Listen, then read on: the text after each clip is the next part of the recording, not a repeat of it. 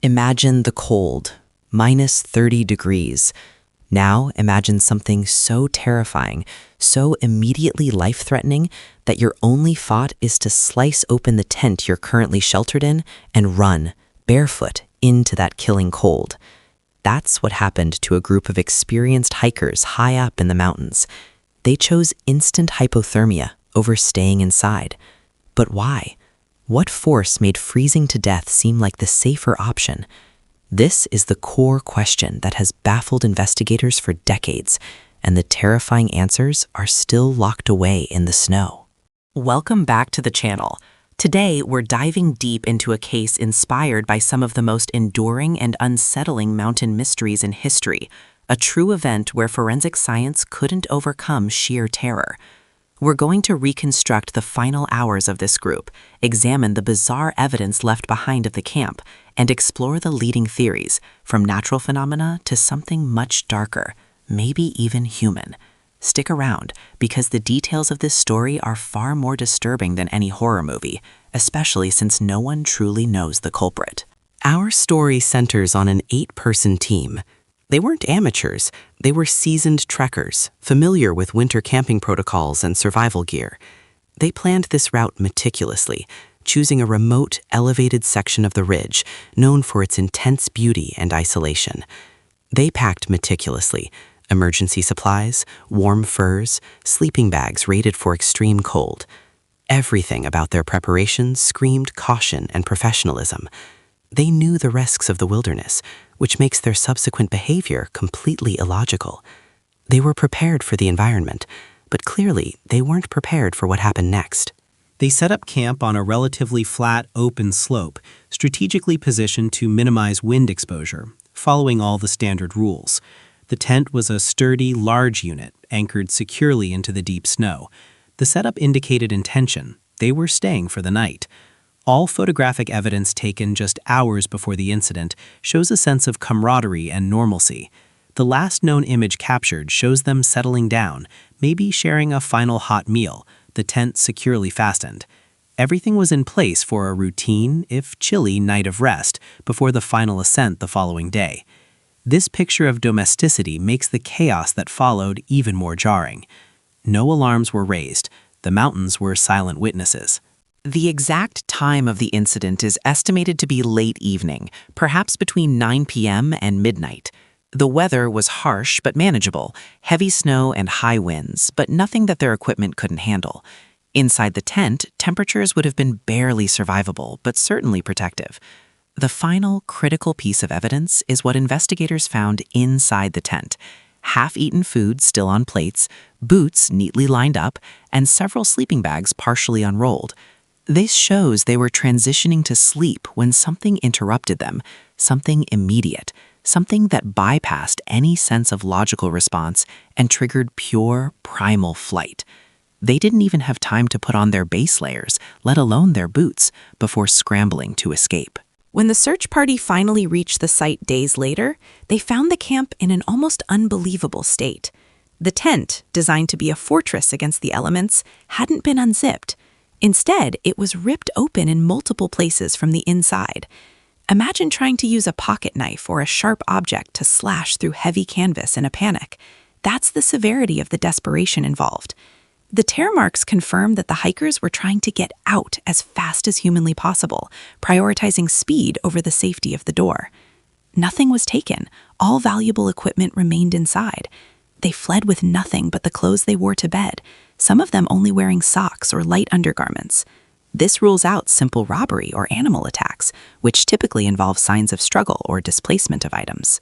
Following the tracks left in the deep snow provided the first heartbreaking clues. The tracks immediately left the tent and headed downhill, erratically, suggesting panic. Crucially, they were barefoot. Barefoot in conditions that would cause severe frostbite in minutes. The track density suggested not a unified group walking, but individuals stumbling, running, and possibly helping each other. They walked nearly a mile before they began to perish. The first 2 bodies were found near the edge of a small wooded area, almost perfectly preserved by the cold. They were severely underdressed, victims of rapid hypothermia. Their hands were torn and bruised, possibly from scrambling over rocks or trying to gather wood in the dark. But the real medical mystery was yet to come. As the search continued, subsequent bodies were found in different locations, seemingly scattered by the night or perhaps searching for something. The autopsies delivered the most bizarre findings. While most died of hypothermia, a few showed internal, non-external injuries, massive blunt force trauma to the chest and skulls, comparable to being hit by a car, yet with no soft tissue damage. There were fractured ribs that had punctured vital organs. Even more unsettling, certain clothing items collected from the victims contained extremely low levels of radiation. These victims were not simply freezing to death, they were suffering devastating physical impacts concurrent with their fatal flight, impacts that defied gravity and logical explanation. So we are left with the great paradox. What scenario simultaneously caused severe internal blunt force trauma and panicked 8 people into slicing their shelter open and running barefoot into sub-zero weather? It had to be something instantaneous and overwhelming. Was it an unknown creature? A sudden localized avalanche that somehow only hit specific individuals and not the tent? That seems impossible. Or was it something psychological? A shared mass paranoia brought on by exhaustion and the extreme altitude, perhaps triggered by infrasound, low-frequency sound waves generated by wind or mountains that can induce feelings of dread, panic, and nausea. But how does infrasound cause broken ribs? This is where the official narrative consistently breaks down, leaving the door wide open for truly unsettling possibilities. The theories surrounding this case are wild. Some suggest military involvement, arguing the radiation and strange injuries point towards secret weapons testing gone wrong, perhaps a localized blast or experimental technology that caused disorientation and pain. Others stick to the indigenous local tribe theory, suggesting the hikers may have encroached on sacred land and were attacked. However, there was no evidence of human confrontation or struggle marks. The most chilling theory involves a rare meteorological event, a specific type of micro-tornado or pressure wave that violently compresses the air, causing the internal trauma, while the accompanying sound or flash spurred the flight. But even that requires a huge stretch of imagination to explain the precise sequence of events. The key factor is fear, absolute, sudden, catastrophic fear. Decades later, the case remains officially closed, but unofficially wide open. The inconsistencies in the medical reports and the physical evidence at the campsite create a loop of unanswered questions. Why were certain pieces of evidence classified or withheld for so long?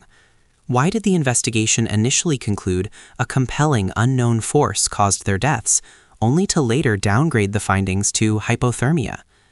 The official explanations simply don't align with the fact that these seasoned hikers fled their perfectly good shelter, sliced open from the inside, preferring immediate death in the blizzard. The mountains, in their silence, hold the terrifying truth, and whatever happened that night was powerful enough to crush bone and erase all logical human instinct. This is one of those true stories that proves reality can be far more terrifying than fiction, especially when the final pieces of the puzzle are withheld or simply vanished in the snow. Were they running from human malice, an environmental terror, or something completely alien and inexplicable? We may never know. But next time you're deep in the woods or high in the mountains, remember this group who chose frostbite over fear, and perhaps check your tent anchors twice. If you found this dive into the unknown as chilling as I did, please consider hitting that like button and subscribing to the channel for more updates on history's most compelling unsolved cases. Let me know your own theories in the comments below.